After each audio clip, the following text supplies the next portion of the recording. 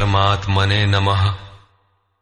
यथार्थ गीता, श्रीमद् भगवत गीता, अथ प्रथमो अध्यायः।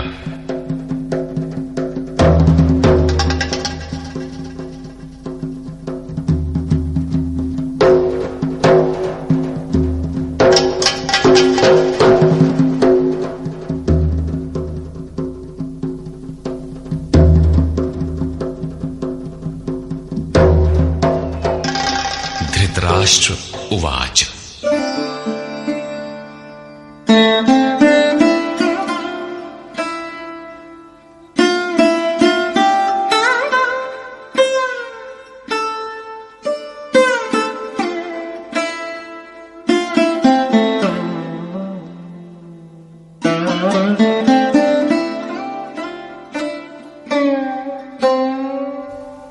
धर्मक्षेत्रे कुरुक्षेत्रे समवेता युयुत्सवः। मामकाः पाण्डवाश्चैव किमकुर्वत संजय। धृतराष्ट्र ने पूछा, हे संजय, धर्म क्षेत्र कुरुक्षेत्र में एकत्र युद्ध की इच्छा वाले मेरे और पांडु के पुत्रों ने क्या किया? अज्ञान रूपी धृतराष्ट्र और संयम रूपी संजय। अज्ञान मन के अंतराल में रहता है। अज्ञान से आवृत मन धृतराष्ट्र जन्मांध है, किंतु संयम रूपी संजय के माध्यम से यह देखता है, सुनता है। वो समझता है कि परमात्मा ही सत्य है। फिर भी जब तक इससे उत्पन्न मोह रूपी दुर्योधन जीवित है, इसकी दृष्टि सदैव कौरवों पर रहती है, विकारों पर ही रहती है। धर्म एक क्षेत्र है। जब हृदय देश में दैवी संपत्ति का बाहुल्य होता है तो यह शरीर धर्म क्षेत्र बन जाता है, और जब इसमें आसुरी संपत्ति का बाहुल्य होता है तो यह शरीर कुरुक्षेत्र बन जाता है। कुरु अर्थात करो। ये शब्द आदेशात्मक है। भगवान श्री कृष्ण कहते हैं, प्रकृति से उत्पन्न तीनों गुणों द्वारा परवश होकर मनुष्य कर्म करता है। वो क्षण मात्र भी कर्म किए बिना नहीं रह सकता। गुण उससे करा लेते हैं। तीनों गुण मनुष्य को देवता से कीट पर्यंत शरीरों में ही बांधते हैं। जब तक प्रकृति और प्रकृति से उत्पन्न गुण जीवित हैं, तब तक कुरु लगा रहेगा। अतः जन्म मृत्यु वाला क्षेत्र, विकारों वाला क्षेत्र कुरुक्षेत्र है, और परम धर्म परमात्मा में प्रवेश दिलाने वाली पुण्यमयी प्रवृत्तियों का क्षेत्र धर्म क्षेत्र है। पुरातत्वविद पंजाब में काशी प्रयाग के मध्य तथा अनेकानेक स्थलों पर कुरुक्षेत्र की शोध में लगे हैं, किंतु गीताकार ने स्वयं बताया है कि जिस क्षेत्र में यह युद्ध हुआ वो कहां है। इदम शरीरम कौन्तेय क्षेत्र मित्य भिधीयते।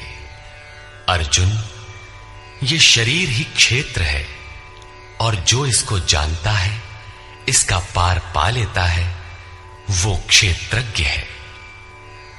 आगे इन्होंने क्षेत्र का विस्तार बताया, जिसमें 10 इंद्रियां, मन, बुद्धि, अहंकार, 5 विकार और 3 गुणों का वर्णन है।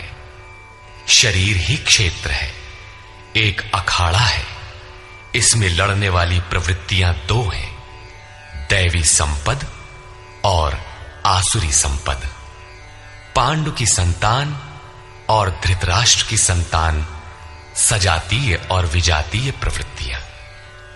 अनुभवी महापुरुष की शरण जाने पर इन दोनों प्रवृत्तियों में संघर्ष का सूत्रपात होता है। यह क्षेत्र क्षेत्रज्ञ का संघर्ष है, और यही वास्तविक युद्ध है। विश्व युद्धों से इतिहास भरा पड़ा है, किंतु उनमें जीतने वालों को भी शाश्वत विजय नहीं मिलती। ये तो आपसी बदले हैं। प्रकृति का सर्वथा शमन करके प्रकृति से परे की सत्ता का दिग्दर्शन करना और उसमें प्रवेश पाना ही वास्तविक विजय है। यही एक ऐसी विजय है जिसके पीछे हार नहीं है। यही मुक्ति है जिसके पीछे जन्म मृत्यु का बंधन नहीं है। इस प्रकार अज्ञान से आच्छादित प्रत्येक मन संयम के द्वारा जानता है कि क्षेत्र क्षेत्रज्ञ के युद्ध में क्या हुआ। अब जैसा जिसके संयम का उत्थान है वैसे वैसे उसे दृष्टि आती जाएगी। संजय उवाच दृष्ट्वा तु पाण्डवानीकम् व्यूढम् दुर्योधनस्तदा आचार्यमुपसंगम्य राजा वचनमब्रवीत्। उस समय राजा दुर्योधन ने व्यूह रचना युक्त पांडवों की सेना को देखकर द्रोणाचार्य के पास जाकर ये वचन कहा। द्वैत के आचरण ही द्रोणाचार्य हैं। जब जानकारी हो जाती है कि हम परमात्मा से अलग हो गए हैं, वहां उसकी प्राप्ति के लिए तड़प पैदा हो जाती है। तभी हम गुरु की तलाश में निकलते हैं। दोनों प्रवृत्तियों के बीच यही प्राथमिक गुरु है। यद्यपि बाद के सद्गुरु योगेश्वर श्री कृष्ण होंगे, जो योग की स्थिति वाले होंगे। राजा दुर्योधन आचार्य के पास जाता है। मोह रूपी दुर्योधन। मोह संपूर्ण व्याधियों का मूल है। राजा है। दुर्योधन दुर अर्थात दूषित, योधन अर्थात वह धन। आत्मिक संपत्ति ही स्थिर संपत्ति है। उसमें जो दोष उत्पन्न करता है वो है मोह। ये प्रकृति की ओर खींचता है और वास्तविक जानकारी के लिए प्रेरणा भी प्रदान करता है। मोह है तभी तक पूछने का प्रश्न भी है, अन्यथा सभी पूर्ण ही हैं। अतः व्यूह रचना युक्त पांडवों की सेना को देखकर, अर्थात पुण्य से प्रवाहित सजातीय वृत्तियों को संगठित देखकर, मोह रूपी दुर्योधन ने गुरु द्रोण के पास जाकर यह कहा। पश्यैतां पाण्डुपुत्राणाम् आचार्य महतीं चमू व्यूढां द्रुपदपुत्रेण तव शिष्येण धीमता। हे आचार्य, आपके बुद्धिमान शिष्य द्रुपद पुत्र धृष्टद्युम्न द्वारा व्यूहाकार खड़ी की हुई पांडु पुत्रों की इस भारी सेना को देखिए। शाश्वत अचल पद में आस्था रखने वाला दृढ़ मन ही धृष्टद्युम्न है। यही पुण्यमयी प्रवृत्तियों का नायक है। साधन कठिन न मन कर टेका। साधन कठिन नहीं, मन की दृढ़ता कठिन होनी चाहिए। अब देखें सेना का विस्तार।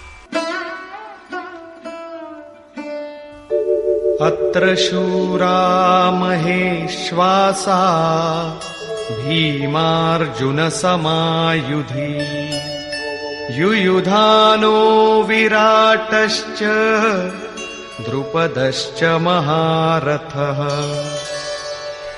इस सेना में महेश्वासा, महान ईश में वास दिलाने वाले भाव रूपी भीम, अनुराग रूपी अर्जुन के समान बहुत से शूरवीर, जैसे सात्विकता रूपी सात्यकी, विराटः सर्वत्र ईश्वरी प्रवाह की धारणा, महारथी राजा द्रुपद अर्थात अचल स्थिति, तथा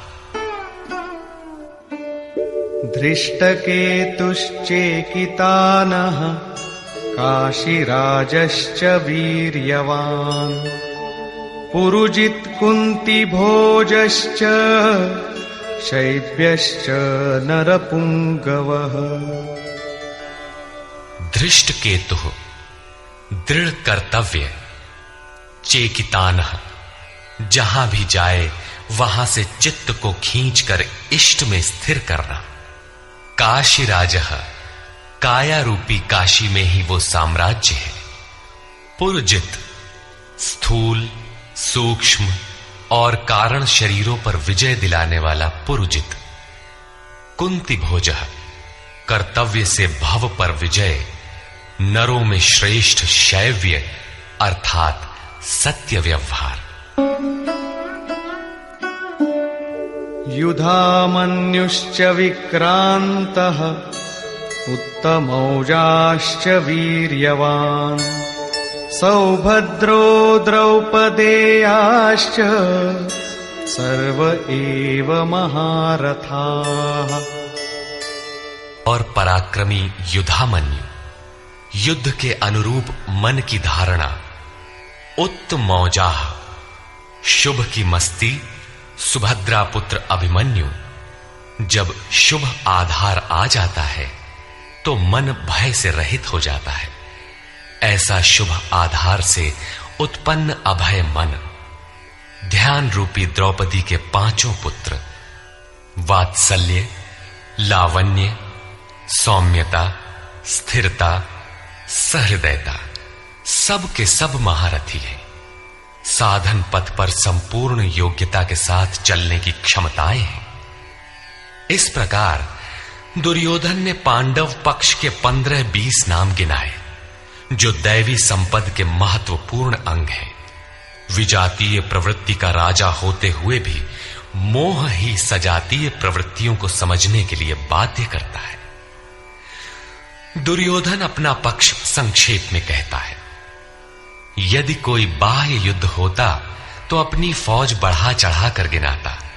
विकार कम गिनाए गए, क्योंकि उन पर विजय पाना है। वे नाशवान हैं। केवल 5-7 विकार बताए गए, जिनके अंतराल में संपूर्ण बहिर्मुखी प्रवृत्ति विद्यमान है। जैसे अस्माकं तु विशिष्टाये तान्निबोध द्विजोत्तम, नायका मम सैन्यस्य संज्ञार्थं तान् ब्रवीमि ते। द्विजोत्तम, हमारे पक्ष में जो जो प्रधान हैं उन्हें भी आप समझ लें। आपको जानने के लिए मेरी सेना के जो नायक हैं उनको कहता हूं। बाह्य युद्ध में सेनापति के लिए द्विजोत्तम संबोधन असामयिक है। वस्तुतः गीता अंतःकरण की 2 प्रवृत्तियों का संघर्ष है, जिसमें द्वैत का आचरण ही द्रोण है। जब तक हम लेश मात्र भी आराध्य से अलग हैं, तब तक प्रकृति विद्यमान है, द्वैत बना है। इस द्वि पर जय पाने की प्रेरणा प्रथम गुरु द्रोणाचार्य से मिलती है। अधूरी शिक्षा ही पूर्ण जानकारी के लिए प्रेरणा प्रदान करती है। वो पूजा स्थली नहीं, वहां शौर्य सूचक संबोधन होना चाहिए। विजातीय प्रवृत्ति के नायक कौन कौन हैं?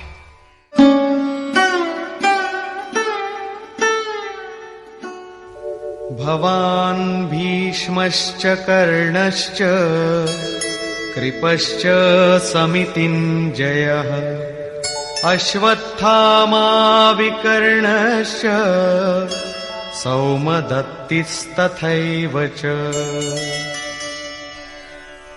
एक तो स्वयं आप द्वैत के आचरण रूपी द्रोणाचार्य हैं। भ्रम रूपी पितामह भीष्म है। भ्रम इन विकारों का उद्गम है, अंत तक जीवित रहता है, इसलिए पितामह है। समूची सेना मर गई, ये जीवित था। शरशैया पर अचेत था, फिर भी जीवित था। ये है भ्रम रूपी भीष्म। भ्रम अंत तक रहता है। इसी प्रकार विजातीय कर्म रूपी कर्ण तथा संग्राम विजयी कृपाचार्य है। साधनावस्था में साधक द्वारा कृपा का आचरण ही कृपाचार्य है। भगवान कृपाधाम है और प्राप्ति के पश्चात संत का भी वही स्वरूप है। किंतु साधन काल में जब तक हम अलग हैं, परमात्मा अलग है, विजातीय प्रवृत्ति जीवित है, मोहमयी घिराव है। ऐसी परिस्थिति में साधक यदि कृपा का आचरण करता है तो वो नष्ट हो जाता है। सीता ने दया की तो कुछ काल लंका में प्रायश्चित करना पड़ा। विश्वामित्र दयार्द्र हुए, पतित होना पड़ा। योग सूत्रकार महर्षि पतंजलि भी यही कहते हैं, ते समाधा वुपसर्गा व्युत्थाने सिद्धयः।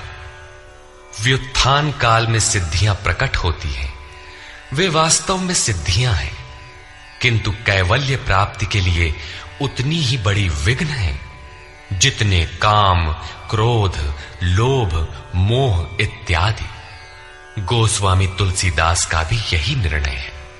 माया अनेक विघ्न करती है, रिद्धियां प्रदान करती है, यहां तक कि सिद्ध बना देती है। ऐसी अवस्था वाला साधक बगल से निकल भर जाए, मरणासन रोगी भी जी उठेगा। वो भले ठीक हो जाए, किंतु साधक उसे अपनी देन मान बैठे तो नष्ट हो जाएगा। एक रोगी के स्थान पर हजारों रोगी घेर लेंगे, भजन चिंतन का क्रम अवरुद्ध हो जाएगा और उधर बहकते बहकते प्रकृति का बाहुल्य हो जाएगा। यदि लक्ष्य दूर है और साधक कृपा करता है तो कृपा का अकेला आचरण ही समितिंजय समूची सेना को जीत लेगा। इसलिए साधक को पूर्ति पर्यंत इससे सतर्क रहना चाहिए। दया बिनु संत कसाई, दया करी तो आफत आई। लेकिन अधूरी अवस्था में यह विजातीय प्रवृत्ति का दुर्धर्ष योद्धा है। इसी प्रकार आसक्ति रूपी अश्वत्थामा, विकल्प रूपी विकर्ण और भ्रममयी श्वास ही भूरि श्रवा है। ये सभी बहिर्मुखी प्रवाह के नायक हैं।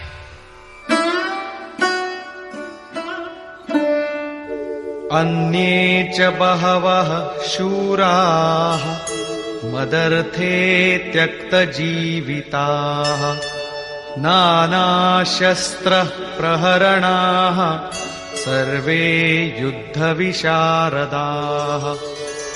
और भी बहुत से शूरवीर अनेक शस्त्रों से युक्त मेरे लिए जीवन की आशा को त्याग कर युद्ध में डटे हैं। सभी मेरे लिए प्राण त्यागने वाले हैं, किंतु उनकी कोई ठोस गणना नहीं है। अब कौन सी सेना किन भावों द्वारा सुरक्षित है, इस पर कहते हैं, अपर्याप्तं तदस्माकं बलं भीष्माभिरक्षितम् पर्याप्तं त्विदमेतेषां बलं भीमाभिरक्षितम्।